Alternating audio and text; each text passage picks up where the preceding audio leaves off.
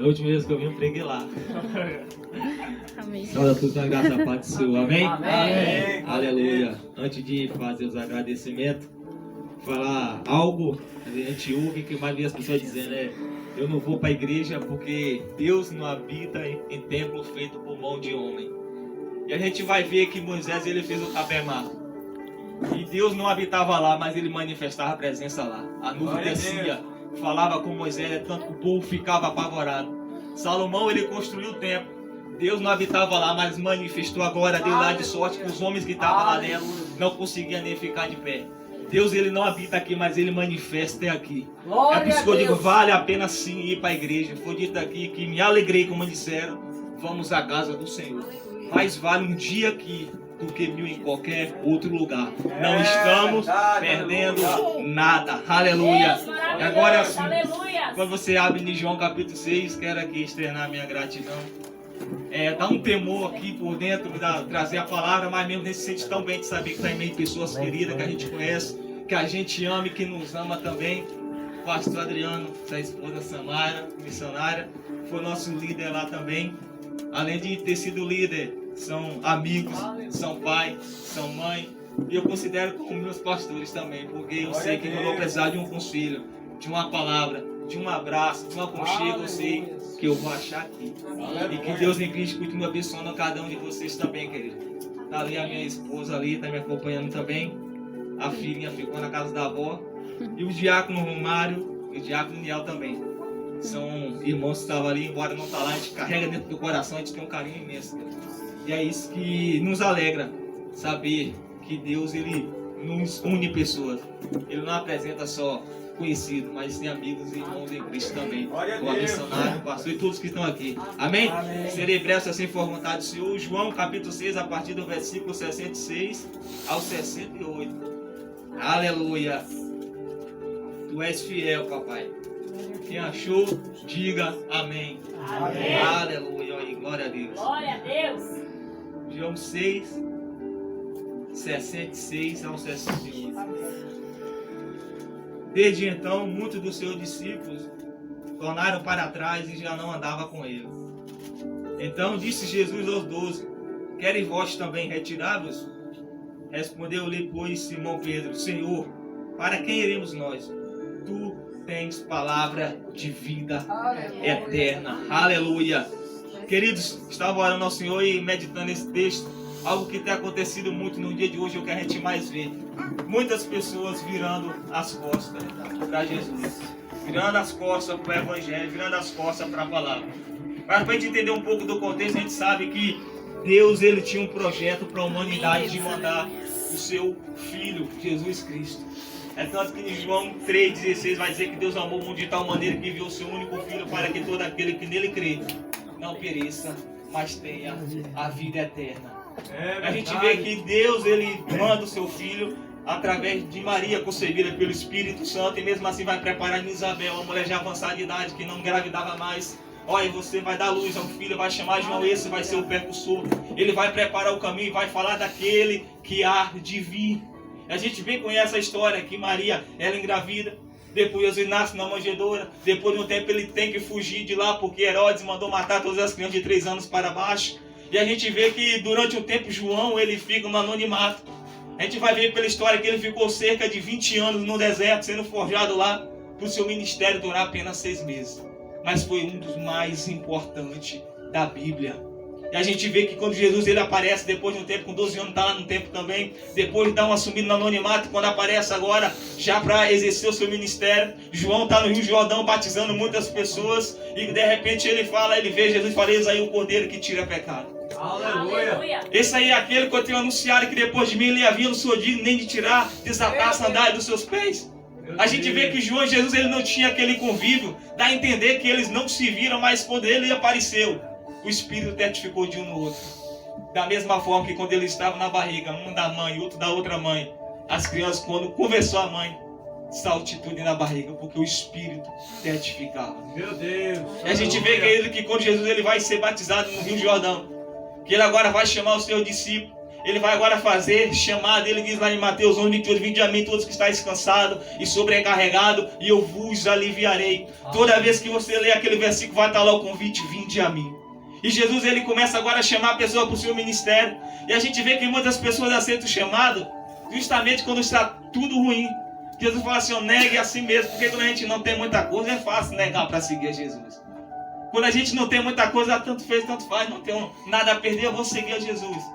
E a gente vê que quando ele chama Pedro, Pedro, vem e me segue, larga as redes. A gente vê que teve a pesca frustrada. Mas quando Pedro vai seguir a Jesus, foi depois da pesca maravilhosa.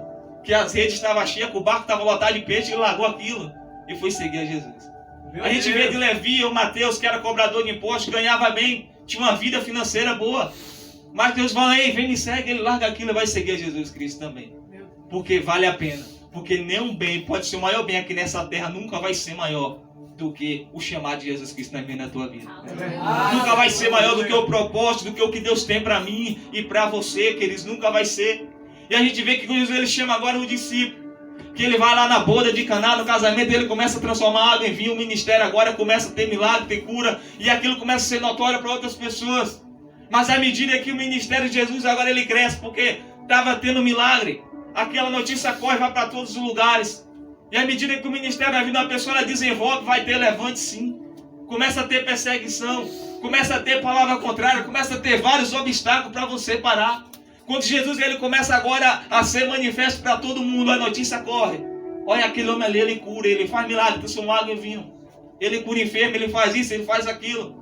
E a multidão agora vai ao encontro de Jesus, onde ele ia, você vai ver. Raramente você vai ver Jesus sozinho em algum ambiente. Poucas vezes fala, Jesus se retirou sozinho para orar. E quando ele ia, mesmo assim as pessoas acompanhavam ele. Você não vai ver Jesus dizendo assim, oi, Jesus foi para sua casa. E ele dormiu, ele cochilou na sua casa, ele sentou no sofá, não. Porque até quando ele ia para a casa dele, foi dito aqui que tinha que descer gente pelo teto. Porque Jesus, ele tinha sempre a multidão acompanhando ele.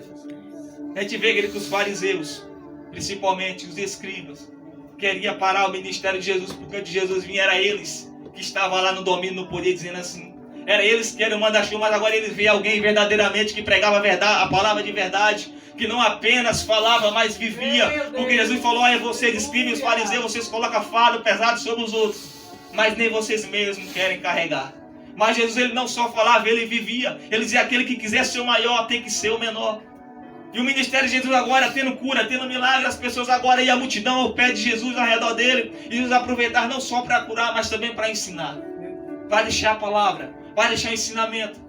E a gente vê que chegando aqui no texto, Jesus ele falou, eu vou lá para o outro lado do mar da Galileia de Tiberíades. Aquele tempo era tempo da Páscoa. Reunia várias pessoas, principalmente judeus, porque tinha as festas das cabanas, tinha a festa da Páscoa, do tabernáculo, e reunia várias pessoas daquela região ali para festejar aquele momento. Jesus falou, eu vou para o outro lado. E aquelas pessoas que estavam ali também resolvem ir também, pega o barco e vai lá para o outro lado. E Jesus ele começa a curar, ele começa a expulsar demônio, fazer a sua obra, o seu ministério, e diz que muitas pessoas criam em Jesus, não só apenas pelo que ele falava, mas por causa dos milagres. Mas a multidão seguia, porque via os milagres que ele fazia. Verdade, aleluia. Aleluia. Tem um lado bom nisso, mas tem um lado negativo. Por quê? Porque é que nem a gente vê nos dias atuais, isso já aconteceu comigo.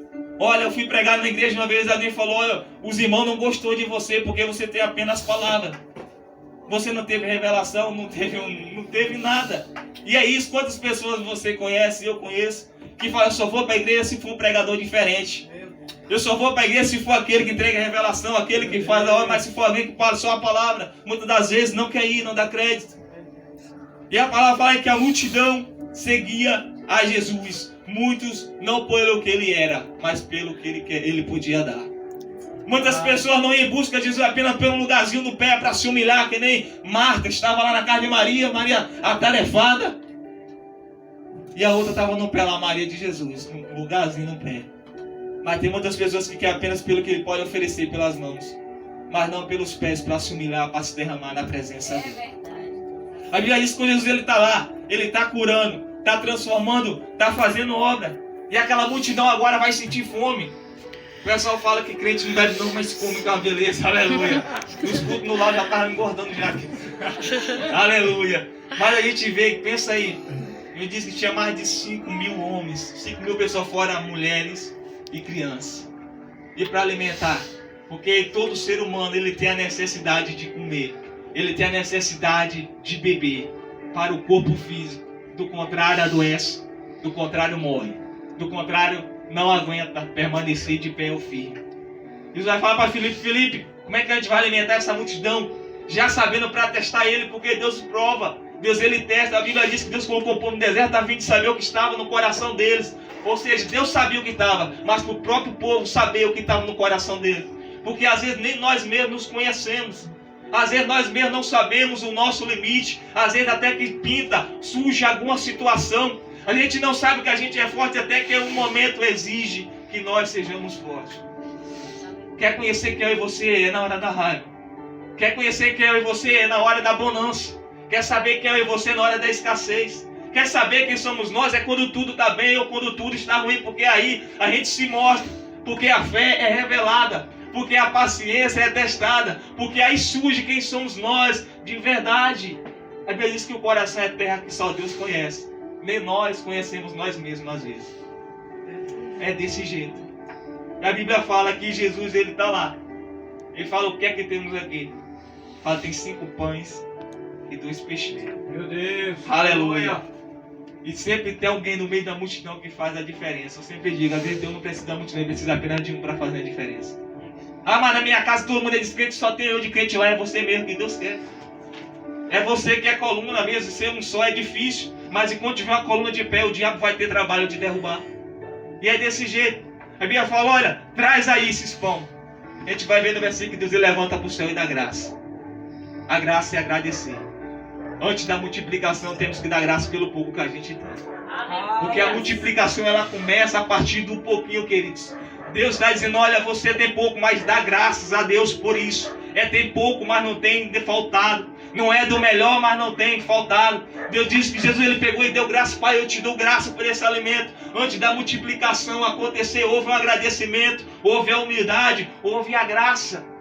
Eu sempre falo, às vezes é do pequeno que Deus multiplica. Se você tem um, Deus multiplica por 2. Se é 2, multiplica por 4. Porque você já viu multiplicar 0 por 0? Vai dar 0. Multiplicar o 0 por 0 mesmo não vai dar em nada. Mas só tem um pouquinho de azeite em casa, é isso mesmo. Pega a vasilha lá que agora vai multiplicar. Aleluia. Aí eles falam em Sarepta, tem ouvido: olha, só tem um pouquinho aqui, a gente vai comer, vai morrer. Não vai não, porque Deus vai multiplicar. Glória a Deus. Queridos, talvez só tenha um pouquinho de fé do tamanho de um grão de mostarda é o suficiente. Aleluia. Eu não sei qual é a tua necessidade, mas não deixa faltar, queridos. Mas ore, busque para que isso venha a ser multiplicado. Lembre-se dos talentos que deu Deus, que aquele fala da parábola, Jesus disse que ele deu alguns talentos para alguns homens, e alguns multiplicou, outro multiplicou mais ainda, mas teve um que não multiplicou, mas enterrou. E ele foi tido como servo mau. Multiplica o que Deus te deu. Aleluia. Multiplica o teu chamado. Sei que tem coisas que não dependem de nós, não está nas nossas mãos, mas apresente a Ele que Deus ele é fiel sim para fazer. A Bíblia diz que Jesus ele começa agora, vai distribuir. O ato de compartilhar, um vai passando para o outro e ainda sobra vários cestos cheios de pães. É verdade. E a gente vê, queridos, que aquelas pessoas se maravilharam. Tinha os milagres que Jesus fez da cura, curar enfermos de várias doenças. Mas eles se encantaram pelo fato de Jesus transformar aqueles pães, saciar a barriga deles. De estar farto, de estar cheio. A gente vai ver que pães na Bíblia, desde Gênesis, vai falar a respeito de pães. Talvez não seja o pão, necessariamente esse pão que nem de padaria, mais um pão, um alimento, comida. Mas agora a gente vai ver que o pão ele serviu como alimento. Obadias, no tempo de Elias, quando Acabe e Jezabel mataram vários profetas, homens de Deus, que Obadias esconde 100 homens na caverna, 50 em um canto, 50 em outro, e vai alimentar com pães. O próprio Elias, quando ele está no vale, lá no ribeiro de Querite, ele diz que Deus ele envia corvos para alimentar ele com pães. Meu Deus. Aleluia. Mas a gente vê que pães também agora vem serviu para não uma coisa boa. Alguns homens, quando vêm até Josué para não ser destruído do exército de Deus, veio e colocou uma roupa de mendigo, pegou um pão embolorado para dizer que tinha muito tempo na caminhada, e aquele pão serviu de engano, porque Josué fez acordo com ele sem consultar Deus, e aquilo foi uma rebeldia. Deus detestou aquilo que ele fez, porque era um povo que era para ser destruído, e por causa que ele foi enganado, Deus teve que deixar aquele povo vivo. A gente vê, queridos, que pão material ele serve para a nossa carne, para o nosso físico, para o nosso estômago. Mas Jesus vai falar agora, vocês querem esse pão material. Jesus vai falar de um pão espiritual, mas antes aquele povo queria fazer Jesus rei. Por causa desse milagre de pão, ou seja, a gente fazer ele como rei aqui, não vai faltar comida mais nunca. Não vai ter necessidade mais nunca. Mas Jesus deixou bem claro em outra passagem que o reino dele não é dessa terra. Ele falou, o meu reino não é dessa terra. Ele fala, no trono de Moisés está sentado escriba e fariseu, mas no meu trono à direita do Pai não tem ninguém assentado, porque aquele lugar é dele. Aleluia. Aleluia. Queria fazer Jesus rei por causa daquele milagre, mas ele fala que ele pega o barco e sai outra vez na direção que ele veio. Não, melhor, corrigindo o que o pastor Dino falou. Ele manda o discípulo ir lá para o outro lado do mar de volta. Ele sobe o monte para orar. Enquanto ele está orando, o discípulo pega o barco, está no meio do lago. Interessante que pensa no lago para ter tempestade naquele mar da Galileia, que é um lago na verdade. Era só entrar no barco, a tempestade começava. Segundo a história, diz que ela tinha duas montanhas bem grandes, que era favorável para a tempestade. Mas a gente vê que isso também não era uma coisa física normal. Uma das tempestades, Jesus estava no barco dormindo, como foi louvado aqui. O discípulo estava no barco, a tempestade estava lá, Jesus estava dormindo, mas estava com eles. Eu sempre falo, Jesus estava dormindo. Mas o silêncio de Deus não significa que ele te esqueceu.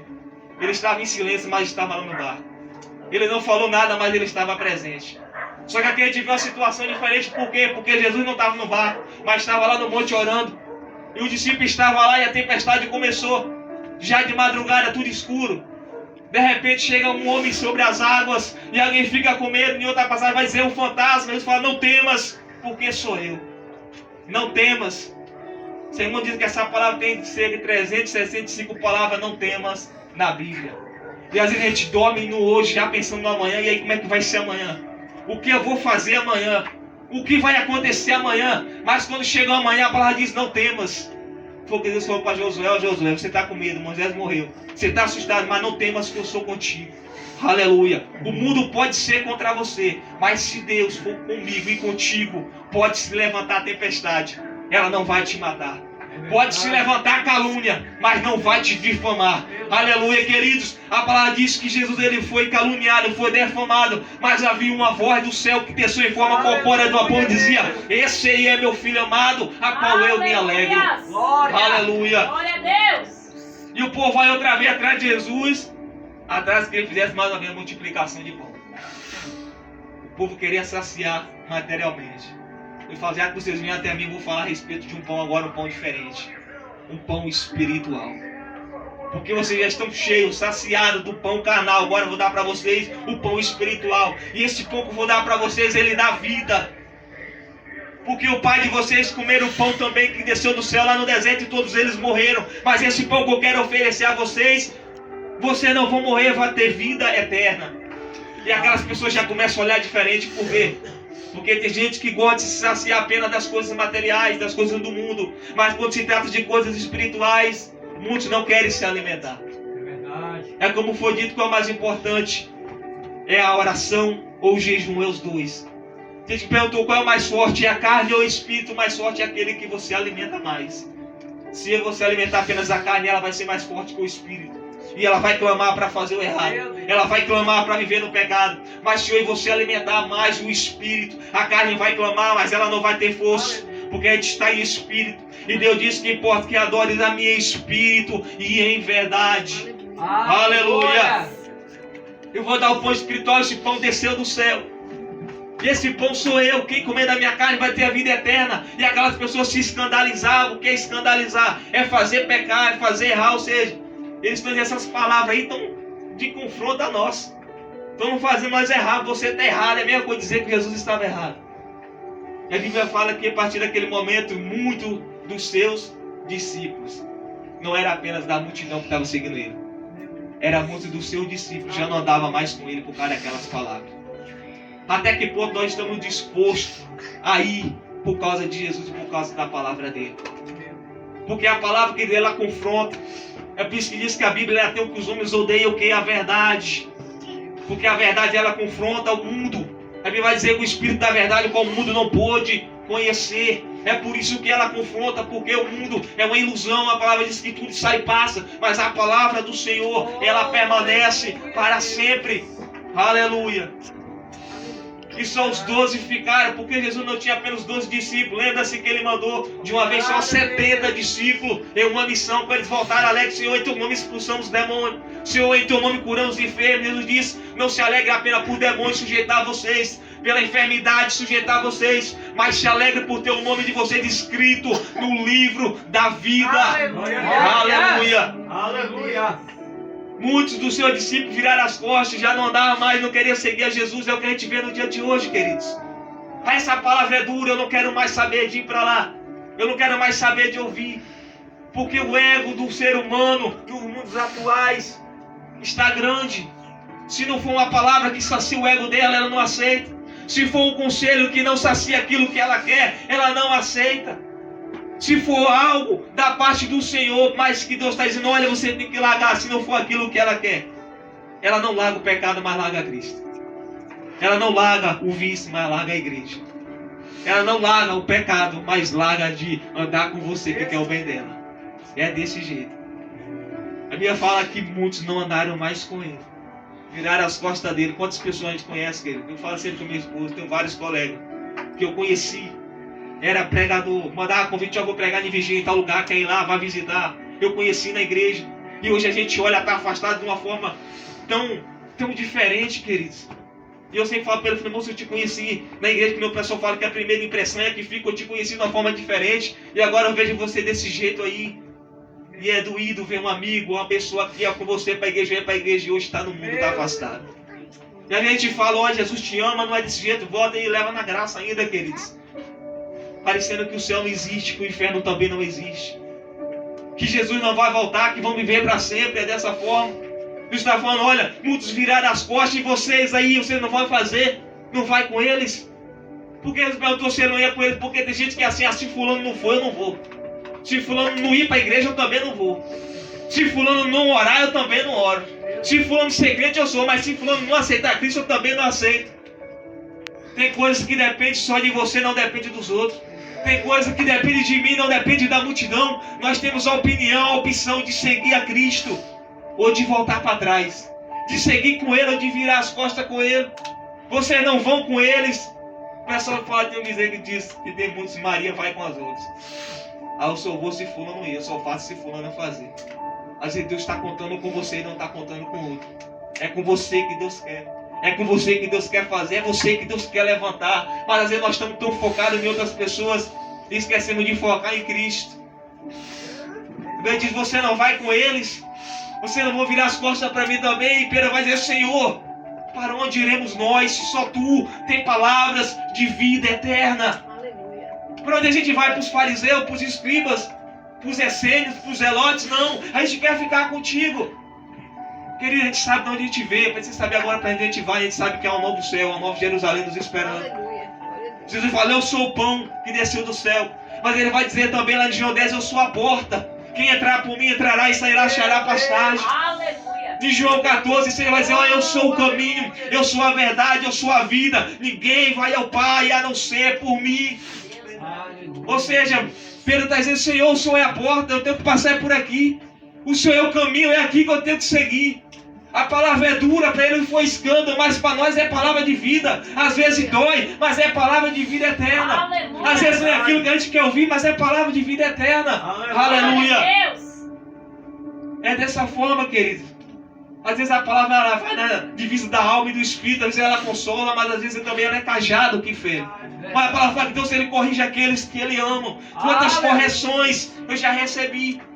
E ai de mim se não fossem as correções. Quantas correções nós recebemos dos nossos pais. E se não fosse isso, não seríamos o que nós somos hoje. Glória a Deus. As suas, os conselhos, tudo para o nosso bem. Deus ele nos corrige porque Ele ama. Às vezes Deus fica em silêncio também porque Ele ama. Às vezes Deus ele faz algo na nossa vida porque Ele nos ama. Às vezes Ele não faz porque Ele nos ama. Às vezes a porta abre porque Deus nos ama. Às vezes a porta se fecha porque Ele nos ama. Nós somos limitados, só sabemos do agora e do que aconteceu, mas o amanhã só pertence a Ele. Aleluia. Você fala: Senhor, eu não vou.